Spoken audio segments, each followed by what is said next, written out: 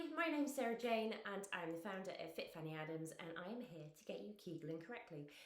Because there are so many misconceptions around what the Kegel is, how we actually activate and strengthen our pelvic floor, and in my experience I find that a lot of women either are exercising just one area of their pelvic floor or they're actually trying to get the wrong muscles to create the movement, the lift, the squeeze, and that they're not actually doing things as well as they could be. So I'm here to demystify that and to get you to understand a little bit more about how to activate your pelvic floor.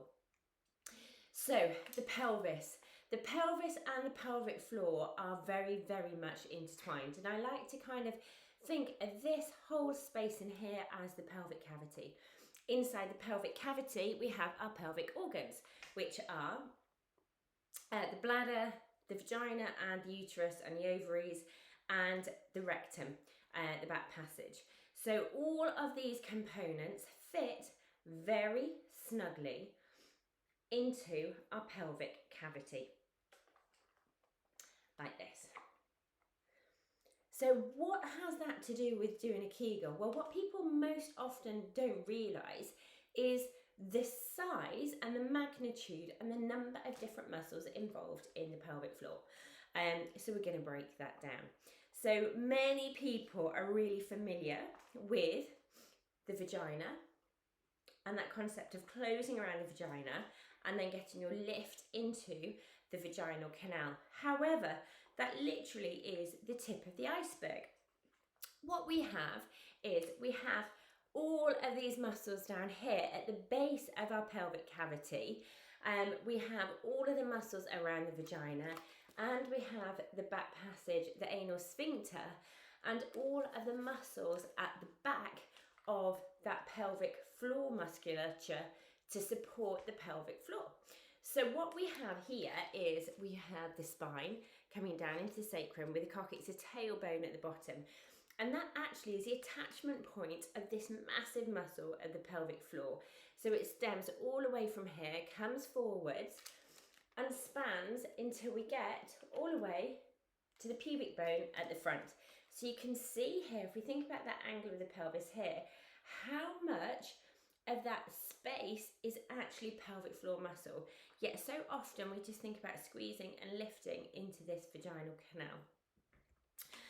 So if we have a little think about the direction of the muscles, we have our circular muscles of our sphincters.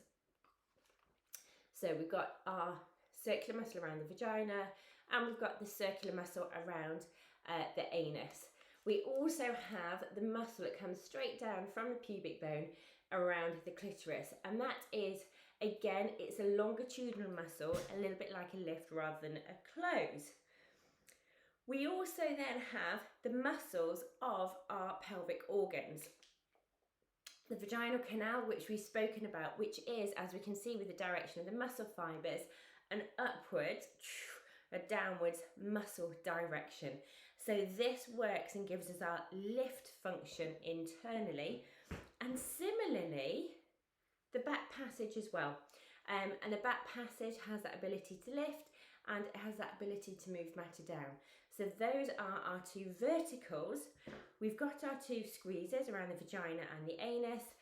And then the bit that most people forget about is this massive muscle at the base of the pelvic cavity that comes all the way from the tailbone, supports and lifts the whole of the undercarriage internally upwards. Now, because of the directions of this muscle, it's less of a drawing upwards lift and more of a kind of a sling wrapping under lift. So we're going to break that down and we're going to have a little work out through each of our pelvic floor muscles. So starting at the clitoris, we're going to come mentally down to the pelvic floor, find the clitoris and draw up into the clitoris. When you've done that, release it and lower it, and then work your way back to the vagina and get that feeling of closing around the entrance. And I want you to be really clear that you're closing at the entrance or even just outside of it. So you're getting a really external closure. You're not pulling and drawing tight in that vaginal canal. When you've done that, then I want you to release it, have another close, and then draw deep into that vaginal canal. So get that feeling of that lift upwards. When you're ready, I want you to release that lift and think about softening and opening that vaginal entrance and work a little bit further backwards. Come backwards to that back passage, get a close around the back passage, release it and open it, and then close and lift and draw internally as if we're drawing into the rectum. So once you've got a good lift there, I want you to control that descent of that lift and then soften and open.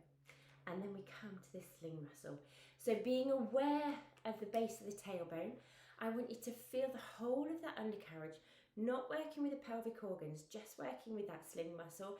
I want you to feel the whole of that undercarriage, just subtly starting at the tailbone, drawing upwards, away from the skin, as if we're supporting our internal organs from underneath, and feeling how that tailbone is almost rocking forwards and connecting with that pubic bone as this muscle shortens and tightens.